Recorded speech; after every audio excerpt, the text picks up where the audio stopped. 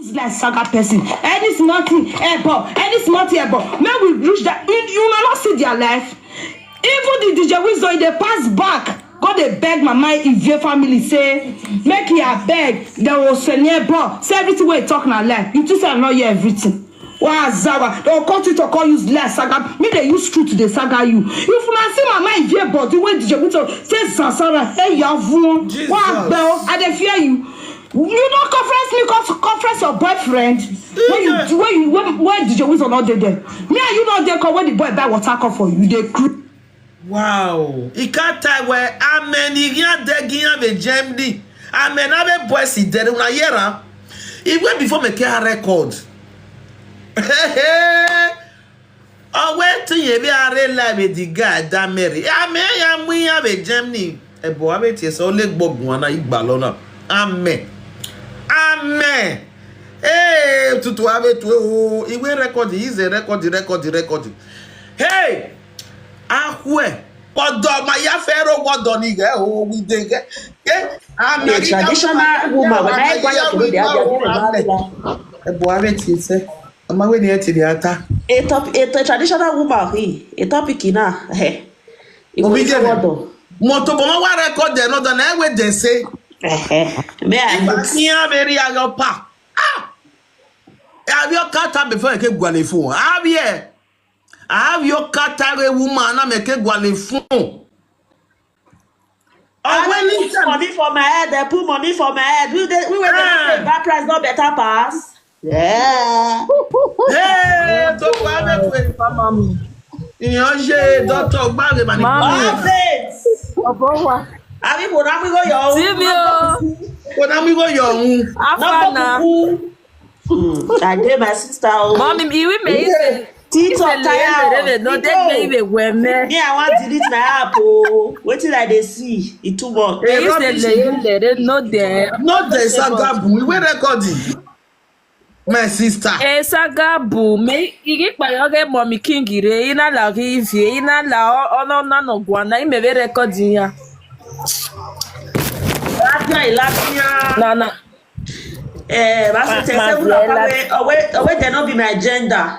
At all. You no marry boy gender mama am wa ni marry. Oh, we not be my gender oh. Ibu ya ga so we go dey as they say. Iya tell me na man, me ya say because here me no be yan no. E taladian. Anytime no me ya jowa. Igo ni ya say. Ye rubbish ni awe we bona. Oh God. We na ni bon adafi yan pa jowa. Adafi yan pa jowa. I tell no who may be. There's several rapper no be me aware they don't be my gender. Those one not be my gender. Hey gentlemen. Abu ye rema bu ye ogi ga re la bu ha me ga o ge no mo amero ko ro wodo. Na wow. Ada fa me ko no ave bo we. But if you plan me sana, me tell me have a video pe we dan yo mommy. If you me understand the bona. Because we go your hand maybe here. Hey, it's all camera no. Oh, we are not swear we are ona deny we social media na we you nya ko wu pa elo yekiwe number 1. Ona deny. Ona mu jouer. Ona mu arie. Awebo. Mu rabi shwe mu arie awebo. Ene ya tiembo.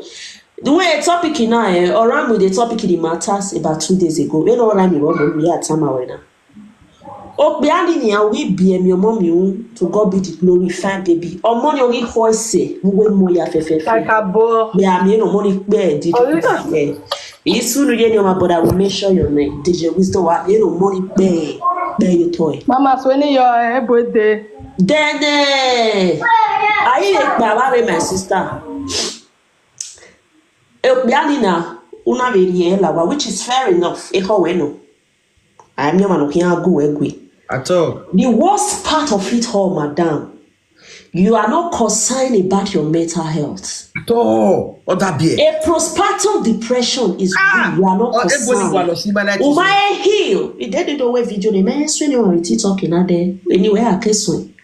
Umae heal. Now time for me, guys. Uma who we obiana say where with pregnancy. Uma feel bomb feel way.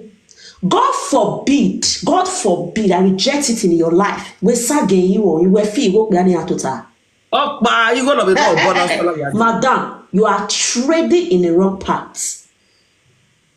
You are everyone is very dangerous.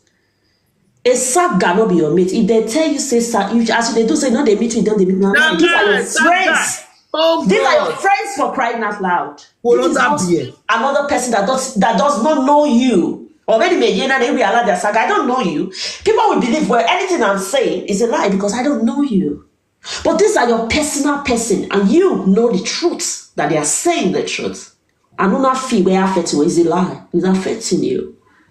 Madam, go and take care of yourself.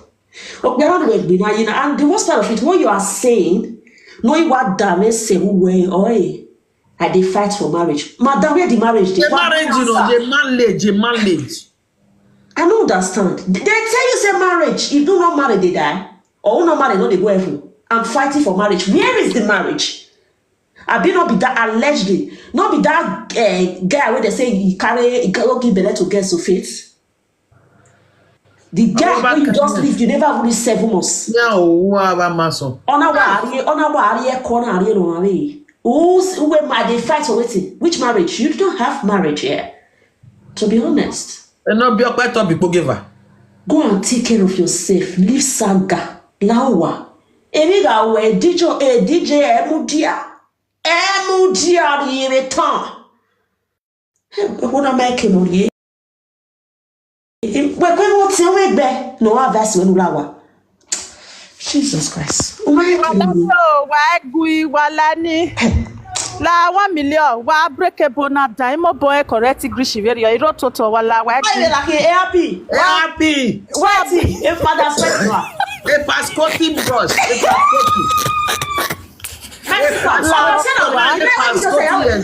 Why break a bonap dime? Why can I marriage? The man does not get marriage. The man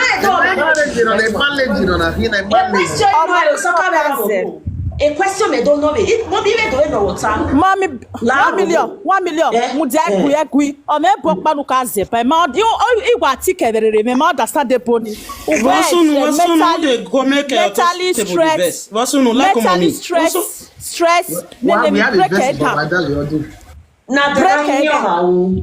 If the okay, my sister. There is difference between mute.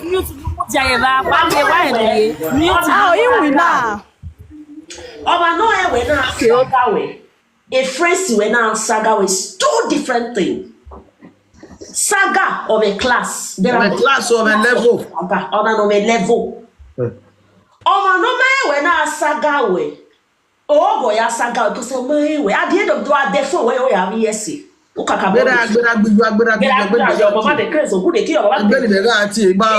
your friends, madam, you just gave birth. It's not to 3 months. Fighting for who?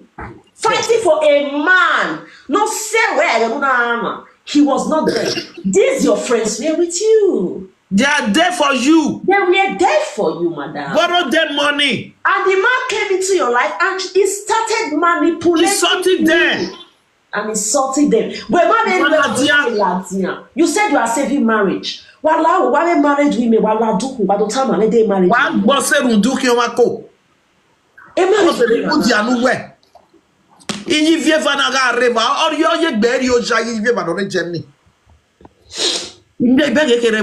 Are they desperate in me? You don't even care about your health, and I think you have 3 children. We're not respect us. We're not respect us. We're not respect us.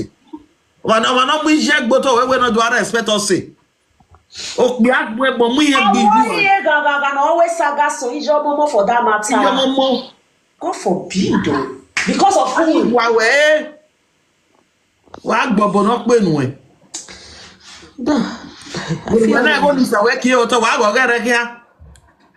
I mean, we will if we make a saga game, I may be a panota. Yeah, I say, Mommy King, it just show no wake, but what are you?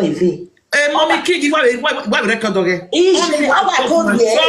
La mommy King la wo say I la. Mommy King say I la wo na you too much already. I respect you. I respect you, Mommy King. Green. I respect you. I watch your life. Other beer. La wo. Other beer wa la wo. Wa say I. O ma mi no, we ma mi o ma kulete. Ya saga me o kosi ko le gbina. Ya saga me. No, be go be kebage support. Wa saga ihu. O wa mo pichi hu e na wa saga e man. E mo ta amanu e te no pe agwagwa say the only gwa saga. Wa say aye o wa la wo. O ti ma no wa la o. How we got middle of the night this woman was on check. E gbema o why when o ya reply man reply emu eja eri la wana awa push e okono gele ele o ka me digma we e da be ya reply yan e di man so aye na aye e ma se na gbina na aye mi e ma no se we se ko e o ya ma ko do ko we mami o Jamie kere ya go Other way, Gareva. They don't want to go. This woman has children. Ibieka ome a toddler. The children are so young. Imagine you put bets. A more almost so ya attend it to a more. Who understand a B? You don't know. Wait till I'll give Valley Sagasimo. What do you expect? What do you expect? Mona leave her more. I beg. Una. Mona leave her. Yeah, me and wrong. I just say on that if you come at 2 times on, I'm gonna come at 3 times for her. I got told me I want to talk with Mommy King. I don't look another be all like we bed up love your waiting for the all year. Madame mi no si o ita. Madame no si o ita didn't pay. Go saga me. I dey look you to say my rest. See you where the me amami go jime You man know wetin be awa.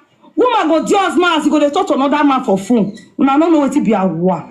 Una use marriage tire me for Europe. Una use marriage tire me wa gbe asawa me no robo dodoge.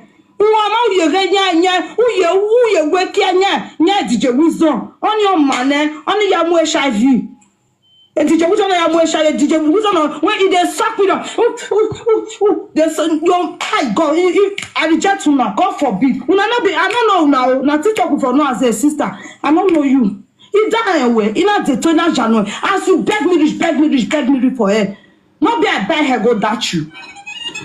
Now so na cry for my ear. Hey, una not get tablet o, una not get phone, your pikin not get phone. Ina be tablet na januwa. E se mo yan gbuwa. E se le o yan gbuwa. Wa gbe o. Ma come give you money when you get problem. When you don't go record me go give DJ Wisdom. The mumu prick you want die for. Where na mo kono hu. Omo kono hu wa gbe o. You want use yourself compare my oga for Italy. It better pass you. He better pass you one fear. One not believe that mama is here. They took the lie. I know the way. If they want saga person, they use like saga person. Any smarty airport, maybe we reach that. You will not see their life. Even the DJ Wisdom, they pass back. God they beg mama if your family say make you beg. They will say neighbor. Say everything we talk now lie. You just say not hear everything. Wow, Zawa, they will continue to call you less saga. Me they use truth to the saga you. If you see my mind here, but the way to say Sansara, hey Yavu, wow, bell, I dey fear you. You don't conference me cause conference your boyfriend. Jesus. When did you Wisdom not dead them? Hey. Yeah, you know they call when the boy buy water cup for you. They craze. Hey. Talk what you know about me. I don't give a fuck. You see me? I did this Dutch line. I didn't let cheat. Since I didn't live in a fake life. Bring one gold. When you both don't buy, say now your picking. Hey, go up to we cupboard man. I they change like water. You they craze. For say you DJ Wisdom no wrong. Or say back you go. Imagine you not like that. Give me earpiece. Give me this one. If you come for Italy, best singer for me. Uzua. Wow, girl. I tell you since I don't want to saga you. I know maybe you get problem. You go cause me. I go talk to you for one side. You dem man, you tomorrow is January. So I don't talk to you finish your I won't carry book. I know Zwo. You might want to do. I will get a banner. A banner here. My saga, if I saga you finish, I go get I go see read. You just say I don't like you. You are very stupid. Wow, bro. Show me one marker what you get. You got a beg money saying one zinkas. When if you're not right, did you put some matter away? Or when you're junior, or you're make you know your own father, your own biological father. Hey boy, love. You don't tell me say you don't know your papa. Or where can you show your basha? I don't know what did you with one of those them poor. You're not some anything. Go on, Pipi. Go and help her to wash it. Hey. Go help her to wash it. Hey yo! Where can you show your way as gay? Did you with the water? Where can you show your way as gay? Or where by near any on he said you know, he said no, he said you don't know your father. I still tell you this word. He said you don't know your father. Where can you show your recording or him recording? I wanna pound there. I got a calling young one at Anam Geru era na when you nyako, era ya party webu. And what it talk the people may ya fair. I don't know now yeah for not say you be my sister. I don't know you before. He said he could go post you. He says he post you for Facebook. Now your papa come right and say whether he knows you. Now you come to say yes. Now he take connect you and your father together. He saying you don't know your papa. He said now he make you know your own blood. Your papa will burn you with a brick. You got born there. See useless man where they follow all this go away. He said not to marry you. Now what he tell me? Now what he tell me? Wow, bell. I dey fear you. I posted a WhatsApp group here. He not Zanzanwe. I was ashamed. He has Zanzanwe. Is it 7:30? Yeah, it's past. May I go to kitchen? Mona, may I go? Yeah, kere. Almost 7. Yeah, go Yeah, wamune konia. Why agree with Jamie? Why remain? I not get strength. Yeah, wamune konia biya with Jamie. Yeah, with water they can do water. Oh, bugbe. You should say. I mean, and the women want we are different. Why the women got that? Instead, I are word not publicly. I better remain single. Sorry. I better remain single. Yeah, different. I don't know what's one. I not get strength to. I not say it's strong for my body. As I say, you say na Jamie, I remove my hand. I rest my case. You go on because now their hobby is in their skin. They do change sometimes. You understand? The both parties in Jamie, some of them they have secretly they are both keeping for each other. I sure. Because I can't see they happen. Mago won't give their best friend Bele, they go the defender. Go, that's the thing is very annoying anyway. Let me just mute you, beg. Don't touch my sister. I hear where they at least anybody they follow your enemy, they correct. Mommy Lakun. Yes, you are welcome. Hey, you got that better. What me? My love. And I will need to my affair now. Okay, Jamie, the all European. Jamie win some of the single, the mothers dead. But say when I not come from you, now truth because we they say all of them for social media. Oh yeah, now I don't know whether now you know say sorry. When you find out a lot of those people, most of their papa not build us for being in a village for carry the con. Primitive people. I am a Nigerian lot evento. In muti. Sister ni makbere kodoge. You are welcome, Urema. You are welcome to Mama Blue platform. Varia Ganu Tota. Aka ekere. One mesu egbe sisu ware comment section. Ya Ganu Tota we so egbe. Ma they invite you to the dance floor. Pretty daughter. Where pretty daughter? What are you? Pretty daughter, they know all of them. A pretty daughter, me on it. Why I got him? Sister, I'm not come for me. Oh, now what's here? They see for Jamie. I see the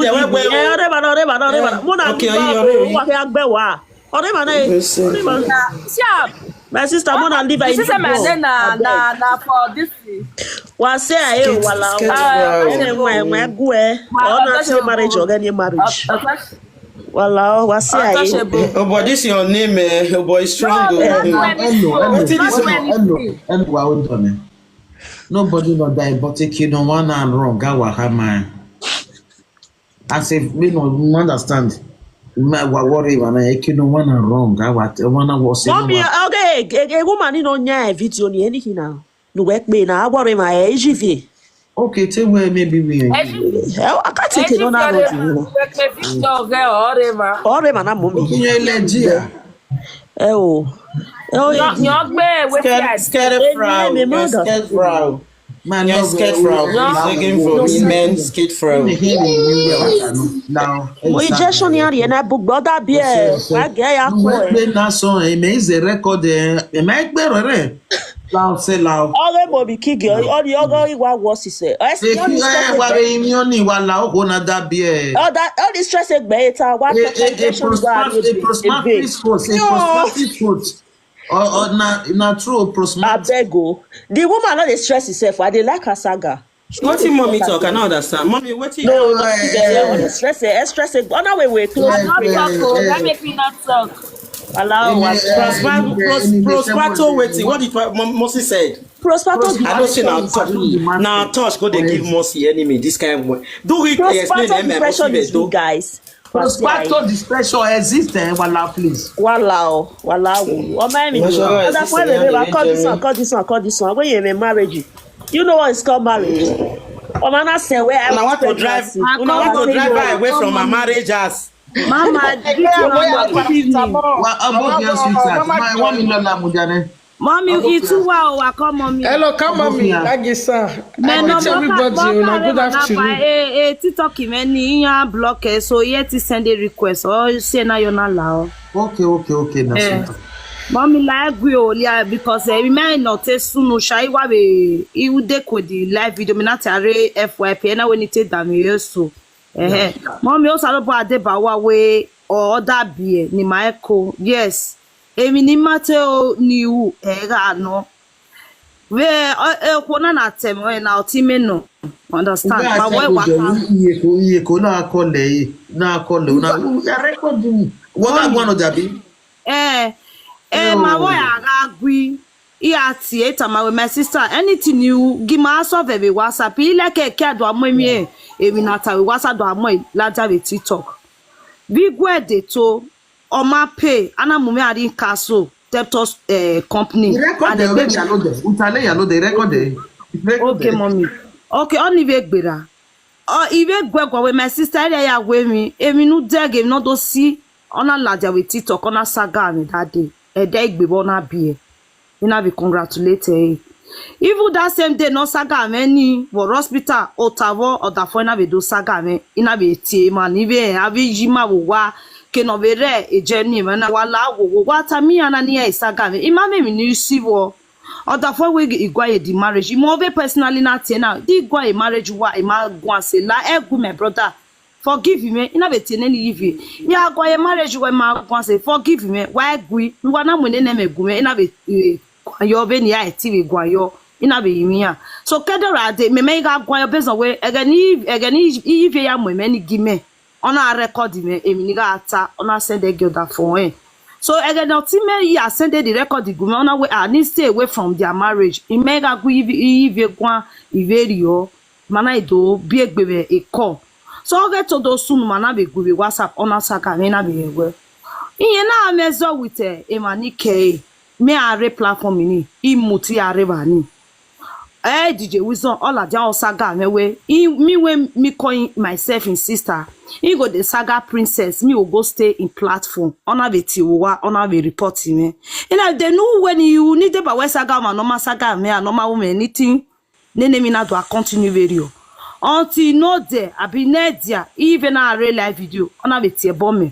owe two face me hin eri me yin tie bo na mommy king me ma comment here the video ni ya tie bo na mommy king ne video na mommy princess who with other for me na ya comment here why me na do reply was na iyivi video na mommy princess who called that for iya mo eyo we God go their matter anyway. Yes, God don't really go their matter but if ye me Matthew we comment session ina moreover ikabeta ma we before we uwa many comment ni comment ima ya refer igu we ma be ma nikebe mezo especially wa beta ina ma be mommy legit mezo ni be fit agu me be figure no fit say na you I dey refer to. I beg my sister a record in your yebere WhatsApp. If you see my comment or you see my write up, I know they refer to you. Me and you no get problem. On my yebe on. Or get real live video no the other for real live video other for tie bo memege. Ma be yebe gwan. Ye na ya on no ge or ya on no ge. O na me na wash e because e two account me on na me ya wash you know de. E no pa me ya wash e other for. So again ye yare a live video other for na way he go bring juju paper for people. Ona atenima or he say ni me where stake frau na we no remove stake frau for inside you not to say you will give her juju paper me na wash me ya tony o mana ta my way even me no tana or we me re platform mommy J with a fake account me comment jeva I me re platform mommy J with my real account if you know what soon or where stake frau or where te o here we can too or soon and I was like WhatsApp. And if you are not there anywhere with fake account, and these two accounts, I did one with you, I did one with Mommy King place where the power tap. And now we are not there with fake account. Person just tell you say me there with fake account. How the person can't say no? You not even verify. You just have to they cost me. Emi na mumo. Me ya swing. Ina we all too much igbe. Wa ati ebo me. Iguwe we WhatsApp. Iwe my sister ati ebo me. Uwe la da TikTok wa ati ebo me. He say report. Egbe na be wo me. Saga ni ya swing no there. Even kedora dey. He mega press egbe me na iye ti saga because other be. Iye no that be ogwetin ya saga ime. Eri ya wi me no na. Eri ya wu me no na.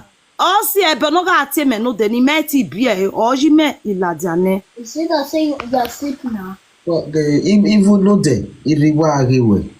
The other woman, Mama King, Gabi, Imo boy, Nenia was a gig by my picture. You know, even here, Imami matter over because why? I wear a background of come in nota.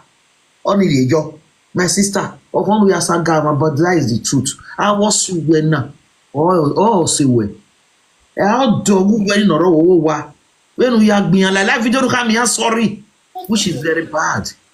Iyeta, many me am live video we wa. Me na ga su we me wu senya. Because of we are all the fully we live video. Oh, you can't be live video with do. Ya come here, sorry.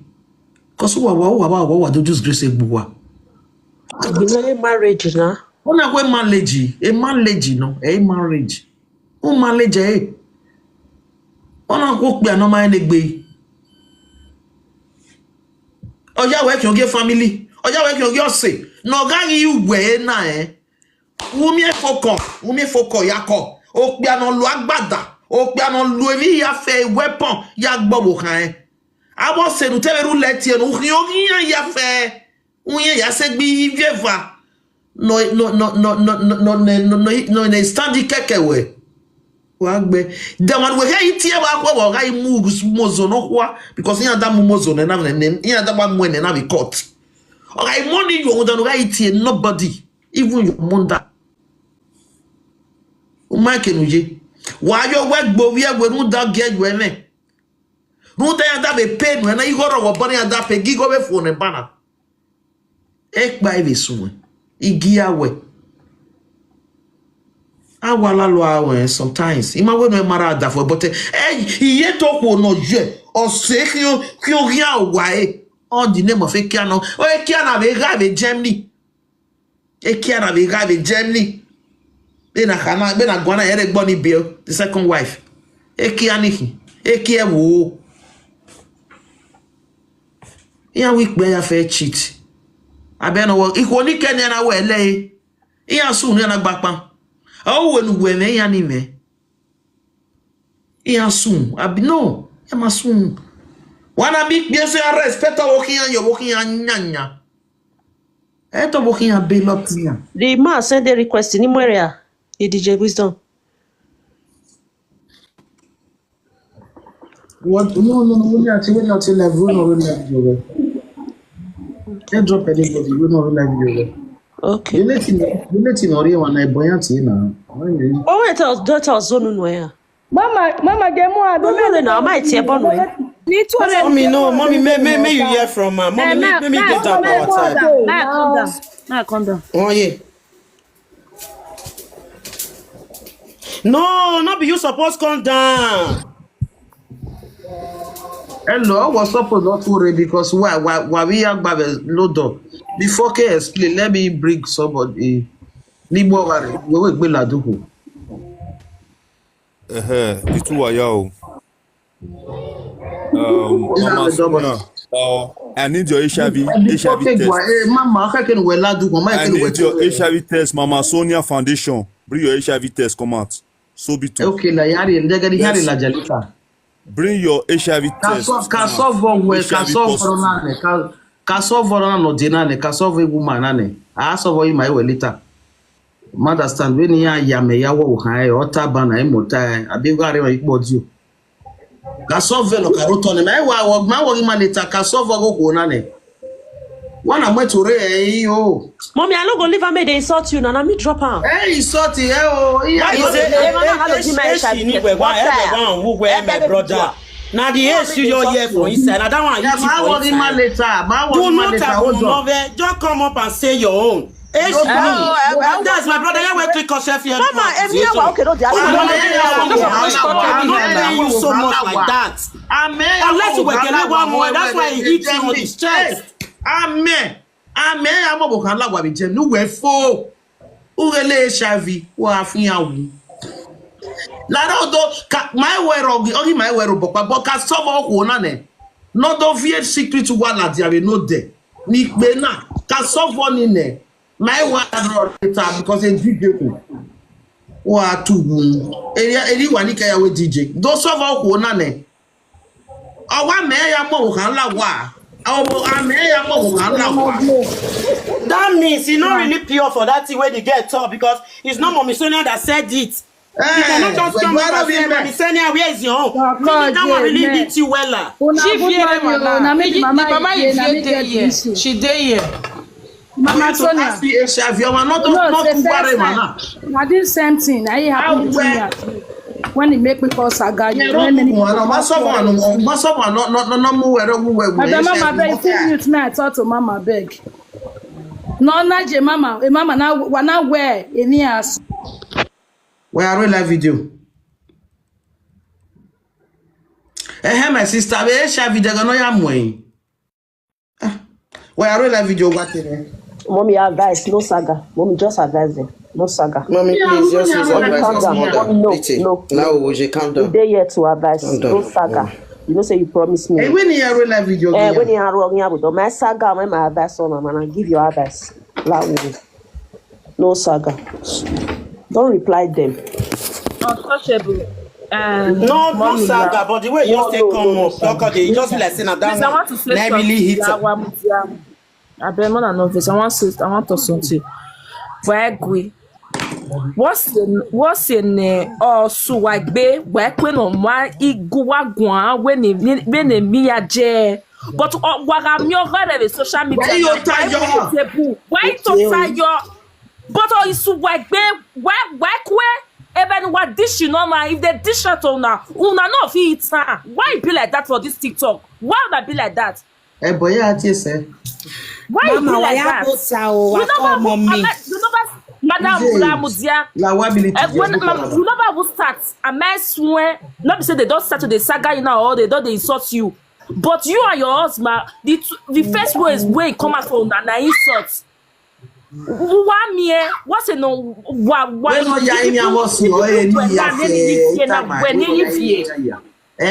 Yasaga was your. No ga Roy side with the for. We no ya imi ya. Ameku wa kwanya unugwa odene. They comment section they listing. Pick for you say nonsense you must see sense. They pick something. Yours they comment section they power tap me they pick. Nobody they come up. King mommy continue. Well, mommy, we're both I greet everybody in the house. It's my first time being here. Mama, matagelewa no salobo adeba weje no giving waya analyze the video. Despite we maybe analyze the info, you know. So mama, I'm not even is that way. Mabe wene understands. Iya wo bona ya gbo yo ma ya si ekegbe mommy. Udame yo. So mabe wene ru don momo no that be okay. Dame we. Ena soro una dani ya gwa dani gbiya.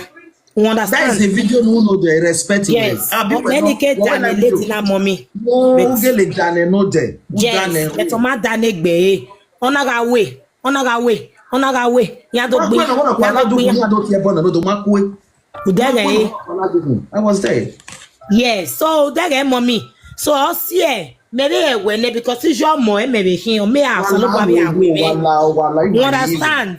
Okay, never tie late na mama o mati aro mo ri oni do saga even ya sigbe stack frau self mami ye ne stack frau no mati aro ri no gwegun but me no ya mati you na me we am me ma be ni yen je o too much gbe oga am me bopa na ero very fast to insult anybody udege so ni emi no wa ya me mo na wo ke ya do ta lo nya no make na be ewe eyin pa na o mo nu. You understand? So again, why not you do kubana we HIV test when you carry your hearing because you man not love your cocoa no ga me HIV then mom go your Westphali. You understand? Mom go your book we Westphali be na wanna with the woman we wait toilet. So you already never fucking anybody. Eri me wa me se wa mommy wa we say o. West Saloba best waya. Mommy o touch bo abi o shake bo West Genoge. King mother, thank you very much. When what na we no sagala we. There o maybe e we never. Anytime no ya we no ya ri e koke gbe ne igi ado ti e bo. Do boiro. E saga we be no lagbe. O stress yo. Eri o ma no mommy eri ke mo se. Eri me waka ya wo ri mede. And the way this king mother talk, oh me at all, what go make oh man, they go. Oh, what call time make just show. I dey gbe na just show here all like gbe. And what on kebe drop we woman na shape do asaga ba no me shape. Or the injection your lad or like egg sister injection your lad what we told me one no me am bad shape o ma no why egu ozo no egbe pokopoko when egbe ni wa gbo for yi or wa go egun when ever stone my sister postpartum depression is real. Mommy me ati wa we so some bo ade ba wa me ati we no we gedi get be do zuru no because you get my tear bob now I with the man go agun and as a man he don't know how to mommy need the woman not those no okay she's here now Mama Sonia when not see any manake platform in me because the last time when we misunderstanding now also no between me and you Nuna we suno imanyo dokun nido izenu no ina ya ke platform o se na we gbe adie mana na we near we be make the other mistake for second time because the way na waka ya rebi game na we no ki o gwa mi awawala wana ba okay come on me because when we ale moza we gume ive tsa we ni aveta ima drovie we ama weti iwa agwa yokele na ewe you understand because me ne ro egbe only na be only va mommy wasunu udege nyana o se magele wa ahin wa ya dege le TikTok na then o ise egeni ya bie wi wagele bie ni ina kole e start flow ina we bie o otini ina kole process ina we bie o ima kole e mommy kinje na because maybe we maybe o se very on you understand wa very we contribute o weje we then yana wish him a congratulations me irege mommy J of the aje comment section of do wish him a congratulations we yana be life goes on me wa have live video yeah me wa live video iya yare live video me na wa be go live ani na wa be tuyan good evening my people na mazeyo me ina gifting ya they no me hyper WhatsApp they no me na say okay I no need to talk that means say these people no want me now I come up for there. As I come up for there, I can't go big fish platform. When big fish they talk, we can't dey there. No be me even did that live video. Na papa if the live video that day. I did, and I come they talk for inside the live video. Now they tell big fish. What you explain? No, woman wey dey cost me. Let me talk. Oguna go kill us. No cause am. Yeah, you get here, no problem with me respect. Okay, as a friend, as a friend, you know, say people they quarrel. Mama, hold on, let's see, I'll tell me no, while the boy will they quarrel. Now the other person go talk. If I don't, go to man. Well, see, I got tell me no, yeah, I'm nobody calls you bros. We never calls you for years. I didn't insult you. I just want make this is it's okay. See, I got tell me I'm a DJ. See, as a friend, when me, I don't like this time. Yeah, I'm a DJ. Whatever. Mama, let me talk. Hold on, Mama, 1 minute again. Hold on. Hold on, Mama. I got the phone. Hold on. Mama, when it's hold on 1 minute. Hold on. Then, as a friend, you we beg we do we 2 years in your mouth when you we are there WhatsApp. No ya tia we no we sick we ha. We wanna bully me, we wanna boof me and I. We be buy ya tia. We carry another live video. Go again now. The Martin, me live video ni me atam wona me maje ba ni be ya saga yan. Me live video ge we me ga je ba we me ga live video with have a big fish. Me na igun aba ni. Me ga gun na tia na we ina we fear ina we ya ki account of it. Ina we account of it ni aki na we fear marital. Ina we ya ki ina woni ya wa ya saga ina we be said wani ma wish me bi bia na ti awa gbeluwa me ma gbo se me gun I was just talking normal talk o mommy king na wari pa ona re giyan it may surprise you the next day mommy king where staff rao where princess where no pa yan so ifilitan me ma yebe ize yan yan mo video jo in le comment je yan yan le comment yo ho o ipe it may ige iya tie me we ba tie ije twins na no we ije twins of Deutschland how why or what tie me with a phone where gv what sunu between we bobo kan ni ina we pa me do pa sunu o we ha obo kan saga we na ina we pa obo kan we saga ni na we me we na God forbid na me ije twins na me ma gwe o we saga ni na gele wa pa ina re platform oge ije twins me se ba ni ije twist saga ne gelegele ena nyoduko nyoduko na we na ba be 12 ya ni deba ni na wa kwa bi je me ma ya na to egbe ena we je twist o ma tie le baba na we ka wa se ba ni ina said a request give to ya re comment section imu we nyoduko e ba ni na re phone na call mommy king because mommy king we read the live video now mommy king girl o ma call me baba na we je twist saga you know which kind nonsense with this me we je twist ye me ba te gba igu mommy king na we ni worry yan ti e WhatsApp ni settle the matter e WhatsApp na wo okay me ige matter be man be vanity me we je twist mu ji viere muere o veri oni muere ona mo men yoduku na glinya duku na mama to yan na ba so na we yan ti e me we usaga me we ma wati we de na mama oge aro ha ya maro ene o tie me baba na wo saga me without ma me ni we why you dey saga me na we me ni ebe princess ga agui ni ebe princess settle me na ya call a princess ba ogwi me mana ya I betray din mana ya muye ni ria me mana ya muye ni ria we ni ebe princess me na gbagwe na we mama area ya isunu Agane DJ wisdom ve princess na we a saga. Dede gbe princess ya call me. Where if yet mama water made the shop catfish. Papa if they call mama water made the shop catfish. Ige nene mi otoshi me. Ima yeti is you na call rivi. Na ye ve kana me very ve me settle vegani. Na we rivi mi nu na we ma. When we princess na oseme no. Waga saga oseme na we saga ime. Na abu e oni me ve do atiebo na was you we. Na we stop na we tiebo na was me. Ima like we get na if we kwena do imi na we call a princess na we princess imi princess na wo mai na do gele munya evaye call munya evaye call na we rive la gogo saga princess na or rive na we princess imi princess na we imi na rive princess na we to mai imi we me to bi me imi we ni we sorry na wo okay na Vania rive na we ye princess imi problem we no see any na mo we princess we because again my ya agwini EJ twins of Ahen or calling in Tamiyen where DJ Wisdom, a princess or snap a piche girlfriend where you give or what see that Saga a princess now a Saga a princess or when Mommy King in a wife Saga Mommy King in a Saga start now when Saga in Europe when I Mommy King in my no all the other day matter now. You know, we even said the same Mommy King. Oga agwe princess igui. Ege no ya emi no isunu. Na we la Saga na we staff ra mo what when no. Na what teme be no na we calling ya wa ya agwe egun. Oh na we okay. Princess wa we to we do te. E na ewe. E surprise the princess na college twins.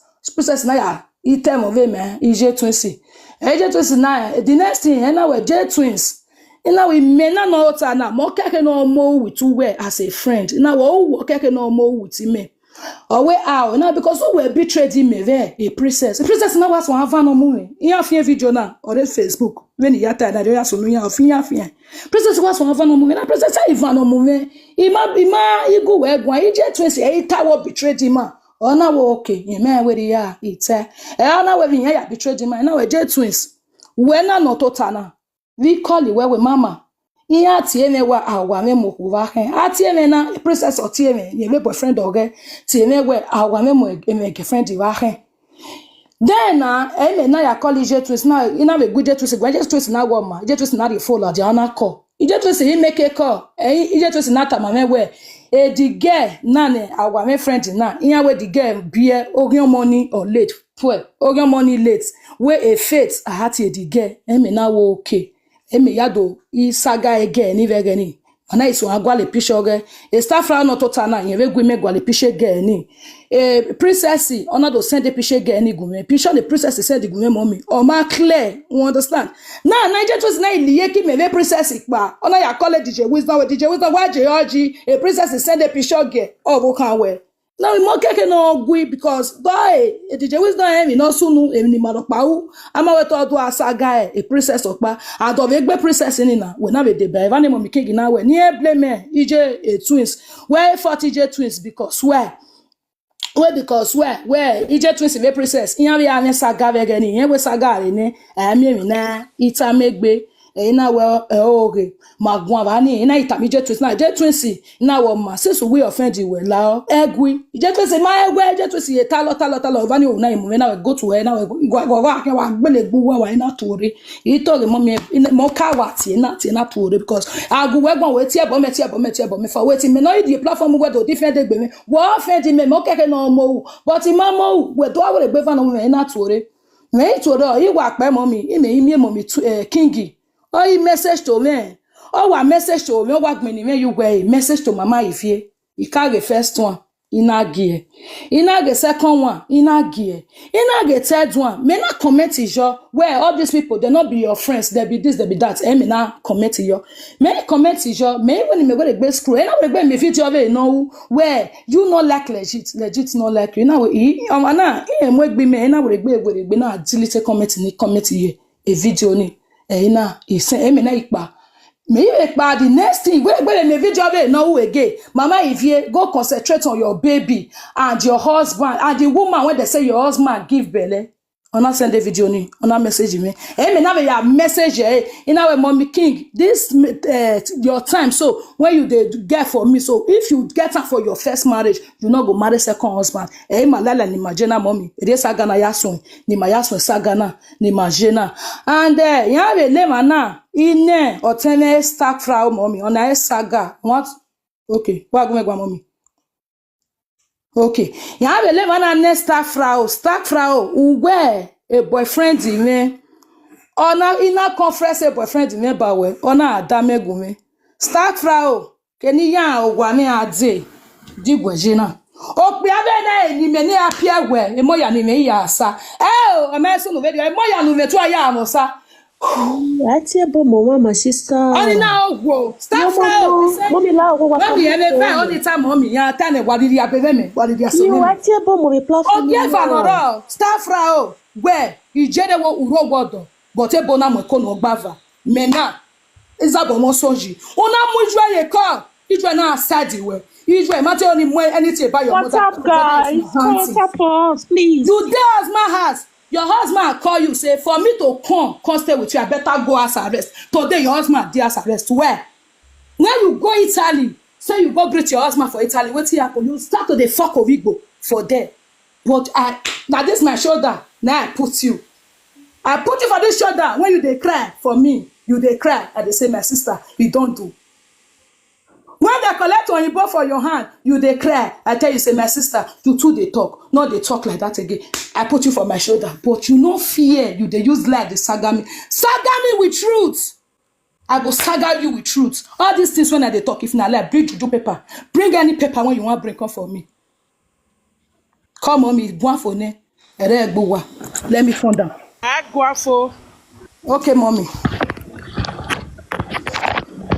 I greet everybody. Mommy, when you Tori, when you are in mood,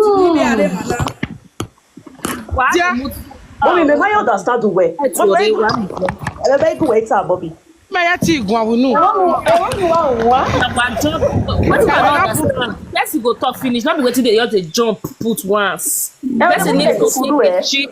Yeah, her mommy need to take a cheek. One man. Let me water. Let me take Mommy, one man. Come on, me. Then my mommy. One more time. Yeah, mommy. Forget he may be Mawawa. My view. Yeah, mommy, I know. Ole gboma ke. Make go yan ladu hondo no. Yeah. Give me water, please. A record a live video cannot note. Maja Messi wela wa. Man understand you real life the fuck your guy. Open ro water. Me how we take camera not in my van. E jani agenda. E matter no mommy. E matter no ya. Open me HIV. Mommy la sa la. Eh, my young go my ya sa. Yo ono na me wa na wa gun aji mommy. Me o na gun ye matter na. Mommy wa kan wa. Open ro water. Wa ya ro water. Mommy, oro water. Can you wear Italy here? Hey, mommy, staff flower. What here, man? What here? Stack flower, mommy. Hey, mommy, stack flower. Uno ro water, but mommy king get any ro water. That one is no, staff flower, mommy. Mommy, mommy, it's a camera, no, mommy, a traditional woman. We carry on. We have value here. Mama, what when Oroje? Hey, mommy. It was saga now. Yeah, mommy. I say, yeah, I say, ni mana ilajansi, mommy, because they might call it. When Magagua, but I got maybe as Bua, because why you have your say well. Even why I have a live video there, I will still join you. I will still join you. I will hear the nana, I will suppose me cool down. Because why? Why you go la general live video? We are you when no west side. They were large and the way video was sorry. Why big our men one on that? Imagine I can't be 7. It will not be exactly. Because all those saga are where we are now. We will do well. No matter when they are treating well, when I were treating well, you will solely know.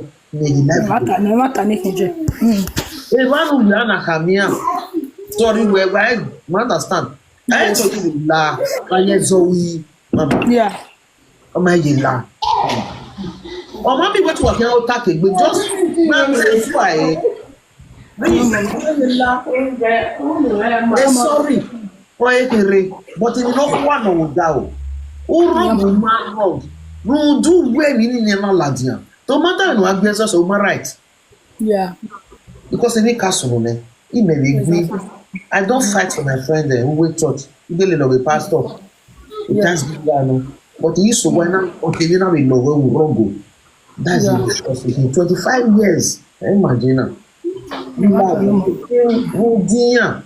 Because have you learned no wayafe? Yeah. When I got for what have you called boost and when we live video. Yeah. It's a Mario. Because I entered that where we help you were not that video. Or when we drop that video, come inside. But in your where are you? I'm gonna make a sense. Not a matter. Like this is that. I told happy video. Why don't we do? Why what we want to do? Oh, I'm sorry, live video no. Mommy now, okay, if you get to relao, one if you a staff frau ni if you kai ba wo marry. One no e to ya no bia na mo go yon. Ije na mo go yon, ma mo go yon. Wa so wo pe ni ekitali de do awe be mana. Awa no me sister wa ga tell matter me. King mommy. Where start flower? Phone get do your phone get no ya read do mommy, your. where start flower? Water no my sister. Mekenyo duku otie me with the other line. You understand we phone yen no yare mana do your so na la. No na to revive not egbo we gbere we do clear egbe but I don't know if it's now because of charge. Come here start flower my marry udamio or my marry. And of it as a very only we have a man got a problem for long time they separated. You understand? So that time you separate or you dating in a bow. A bob those who know udamio mama. Yeah, mama, we go young. No, what does no, Emma can I from direct? Mommy, you want to why you forget do yo? Mommy, make it mommy, eh, Tori, mama. I mean, when you let me do it. Oh, Madam Mujama Mujane. No man. Anyway, yeah, well, I think I know you are telling my well, you know. Sometimes wow, we did you. Yeah. Let me tell you one thing I love about you. Or that for where I see curiosity. Most of the time, we apologize. We are doing no settle. You understand? One thing, the main thing worry matter now is when let me assume I stand to be corrected that you are fighting for your husband. I watched one of your videos. You said you are fighting for your marriage. When you work concerning, if no work concerning the marriage, you know, the matter now is concerning your health. Or what can you do? My mama, like most of us, let me say 80% in your mama, is your mama. My the process in I am more 9 months. You work concerning. You understand? Any other thing, I can, you know. The process in I am more for 9 months. If your husband left you, the social media now, left you with pregnancy, and went and lodged and stayed with another woman. Social media, Mama Mudia, a social media your husband insulted your parents, which is good and fine. You decided to settle with your husband, which is fine, it's okay. I remember when you wanted to embark on this fight. Ije Nora, no donut see where GV. This thing you are going to start or backfire. No, I didn't know kakabo. It's you know why I'm interested in it? Because I want to learn. You understand the mama? On that where you are trading on a wrong path. On you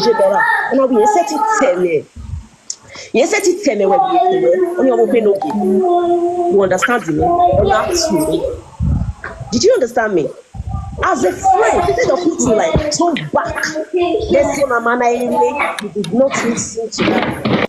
Or Malagona Danny, you would have not get to this point now. Mama, you late. Your husband left you with pregnancy and went to another woman. Did you understand? According to them, I don't know how true is it. I stand to be corrected. The soccer and you were with this your friend, talking to them, complaining to them. But one of these three beautiful women, you guys are all beautiful, are unique in your own way. You were once where the phone we are calling Mama, you know that for me. I'm human, lean on shoulder. Everybody one day has to lean on shoulder. We need each other. Let's forget we're friends, whether they are good or bad. We need each other, especially the way now. It is boring. Man, needed 1 or 2 person now go one. So let me assume I stand to be corrected. Where one of these your friend, you picked up your phone. Sometimes speak to them. And you were so beautiful when you were pregnant.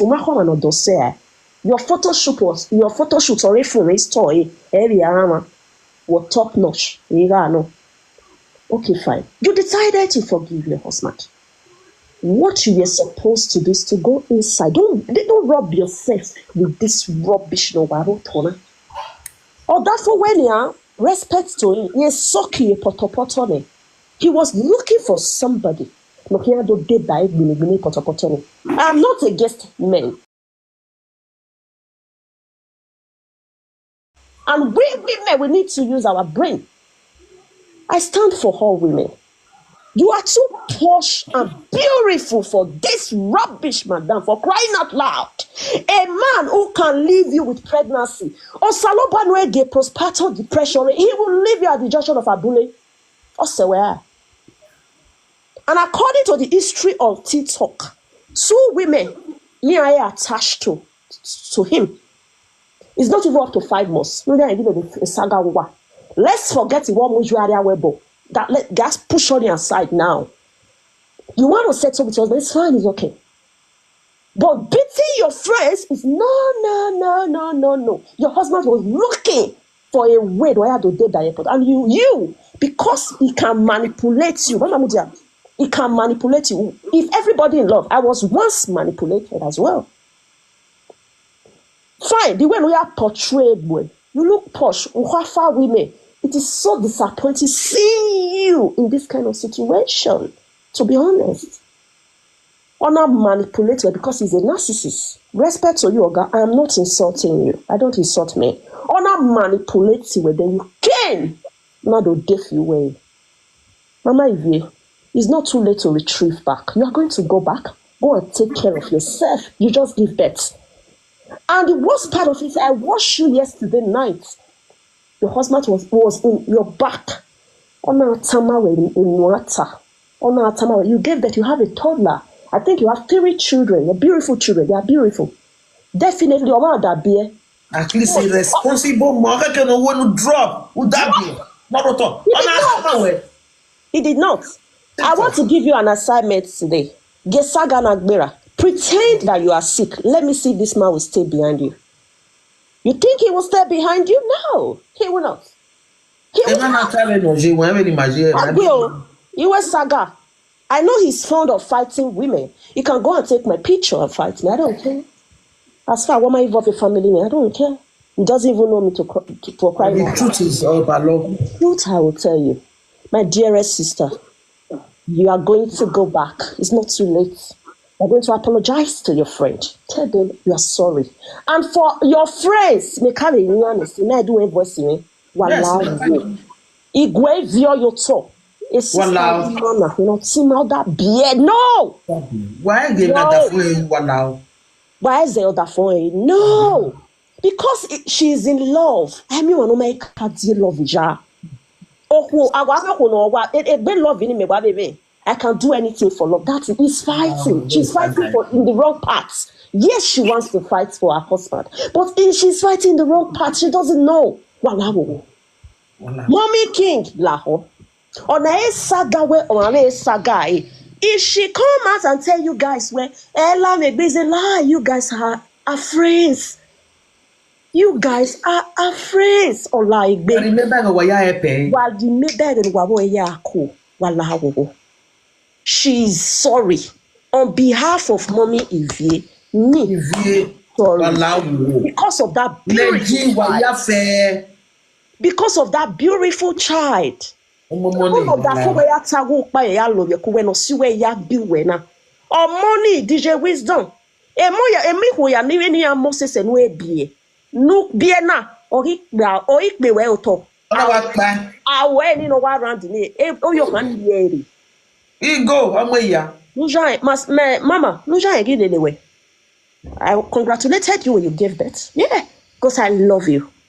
Let's be sincere. Gary always saga in a way. I'm like you because I'm not yoking. Almost like like come and you can put it away. So please, you are going to turn back. This fight, it doesn't work it at all. A dog is another for way. Oh, rock fight where you know. We don't fight. And always listen to also about Giano Barry. When you know how you do for you would have listened to Mama Laura. When you know say we can't trade on that part. Or can't trade on that part. Laura is fine. You didn't listen to her. Try. Or no car load there or do advice you. You what my I really love you. Thank you so much, everyone. I love you. God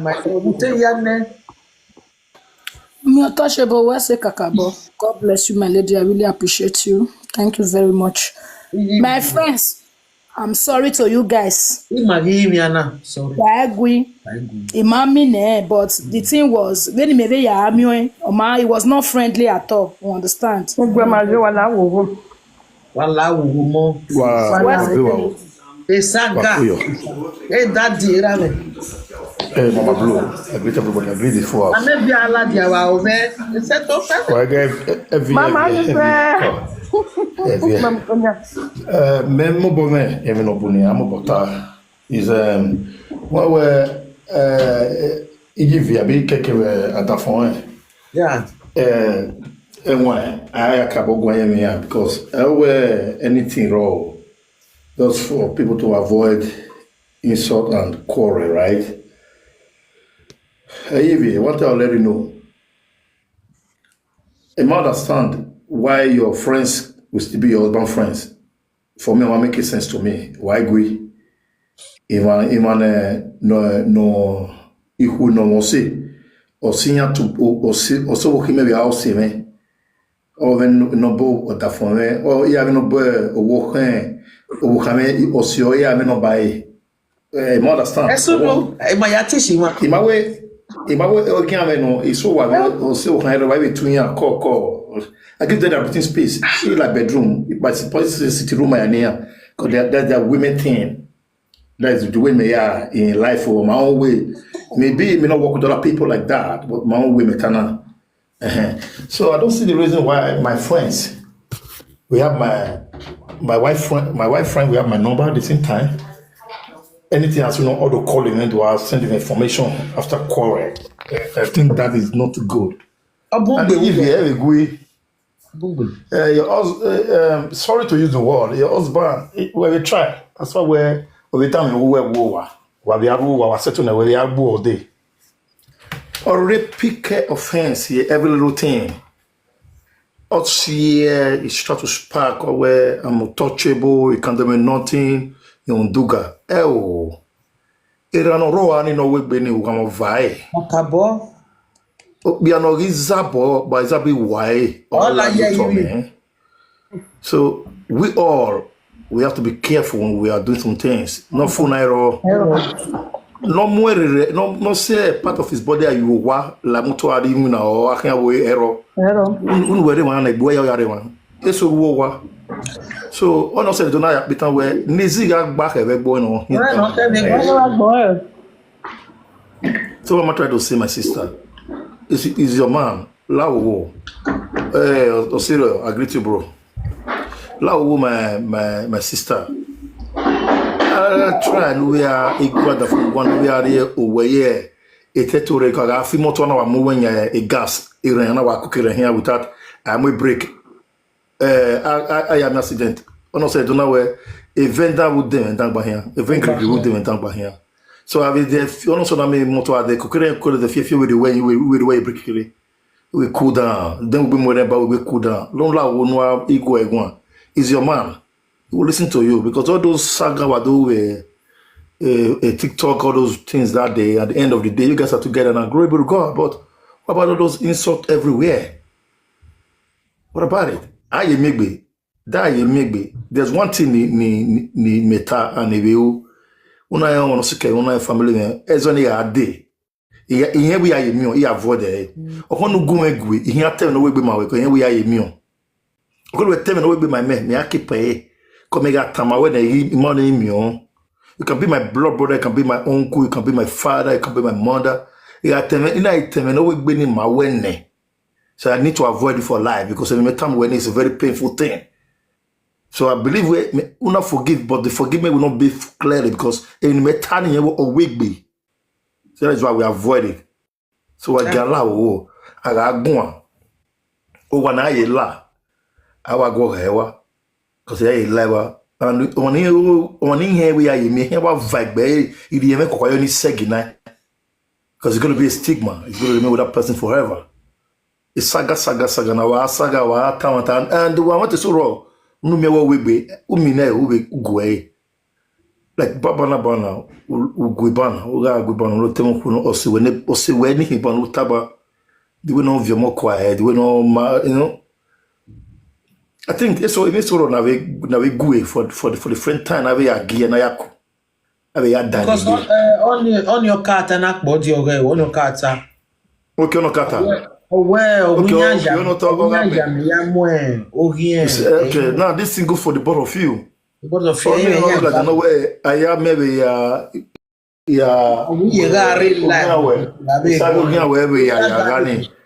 it's a coffee.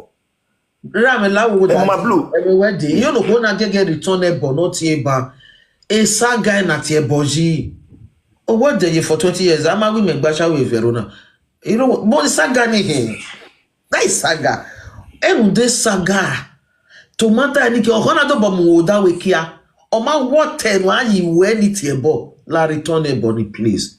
If I wo ma water, we to bo ma water la wo. A saga no ya because we tell no balo, you tell no balo. That's true, right? Mommy ne. Hello, mommy. Ya gwala be ni aya weru da no de itoge ma we igwa fi oboye esagi. E manu we ka wa tie mana baba. Ina ya we egi na ya mo bogbe e manu saga no. Understand? Iwa adro no se na ta wa no ma strong well like saga. E saga na ka yo. Ebi ya ni better mere jam. E saga no please. Problem me. Return over money, return over money. God bless you. Well, thank you. Give you. Ogo no mu we no de we na fi boy bu we na decide ya we kon ho ya gbe. Akwa here I say on ana we no we amu e. E call for white ya here. A cowries. Mami gbe. What is we da na I will vie cowries re 22. Uvie we 22. Na my biao. That is a small goat. Then I will wale on oje egbe mi. No ya bi mi kodore before na can finish wo we. Some condition we that condition before one can do new this survival condition e demo. So what I'm trying to say is Mommy, you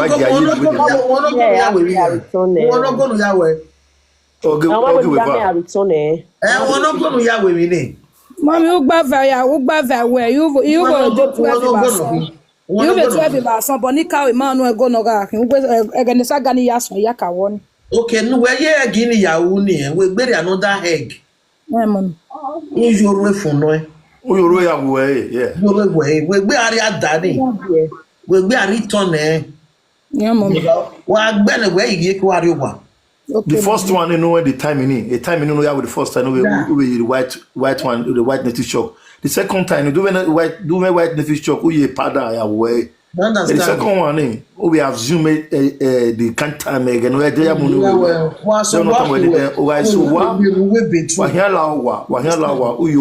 Ame, before Basamo Nuru.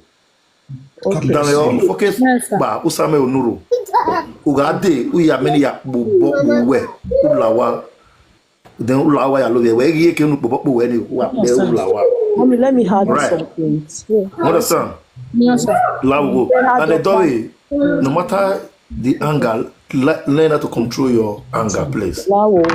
You I've seen you Wagun, and I be your platform. You are a nice person the way you talk and you listen. No matter the anger, so but sometimes we down your anger is growing. I want to tell what we down but sometimes it's not like cannot. I only say anyway. Everyone I blame you because it was between you and your husband because it was out of hand that very period. Okay, let's speak it like that. Lao, my sister, Lao. I also when they are your friends, is your friends, and they try to make peace with them, make peace with you guys because it doesn't worth it. I don't bag here with them and I don't want to like but when I learn every man, I will over day. So, Gaba, where you are action person, authority nonsense with dignity than authority nonsense, authority nonsense, but the remark. Maybe you're next person, Lao. And another thing. And the Lao try to speak to your husband, Lao. That husband be calm down. Your husband is a DJ, and it's a DJ. Let him Mommy, calm baby, down. where the city man are the dog by. I don't know, sir. Because the way me get now, you a patient wisdom way, a wisdom I'm a patient to wear. Why exchange? Because we got patient, a wisdom got patient. I'm not going to wear. I'm not going to wisdom. I'm going to wisdom got patient as a man. We tell you now, yeah, come with them. The man here calm down. It's again, no you or you shall or you maybe still young. But let him calm down. My brother wisdom. I just try to tell you the gospel's fact as a man. As a father. Who money, why control woman. Love kids. Just calm down. Instead of no ya go and no ya take action, so there we are out to war, worry out to the table where I smile. Just keep smiling. Don't forget about it, you know. You can't even. I mean, near Tamawa and you have in your way, my brother. Your wife friends, Esikanyagbe. Greet them, play with them, but don't draw that close mark. Emma, I am moving my bottle webu. Here too, but can you pass a phone not to we block it number. Okay, my brother now, for example, now I was where I'm in. What would you think? For example, I was where no where your G, where no be. How will you feel? Then what we are agree in what we can agree in where Tamiya, what boy, that will be where you send a girl. How will you feel? In my way, your wife friend's your enemy, or a friend who wears your wife enemy L on a red line, a boundary. We are a boundary. My best friend, he can be my friend, but it's not my close friend. Hello, how are you doing? Fine. Call. As your husband, find his children, fine. Or a chicken, when I was like, it was ever. I don't have any problem. I don't need to pay. Or my yard about okay. At the phone with him, my brother, okay, I had office in I was not well, I was on a day away from making coming, yeah, away, good, yeah. Away, Merowa, Irina, or so can to tell that away, hand call. Nini, or can walk away. Oh, no, love. You go there now, you go apologize. Thank you very much. Bye-bye. And for those of you guys not here, if you were now, so your husband do this one, so your husband do this one, because say, mommy, if you know the take, because I don't want to use the sort of you know, you take off yourself, or see another for another, oh, you know, you guys should stop it. She's not the problem that for another. She's a beautiful woman. She has no control over the husband. His husband is an adult. Akabo. Yes,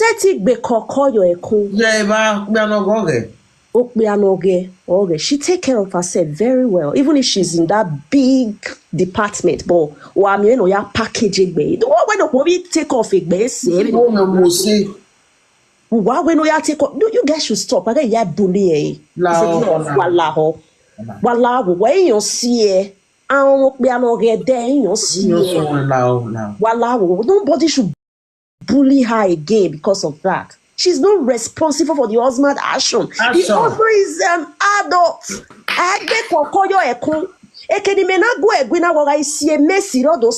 No, which is not supposed. Always the queen or we here. The mother.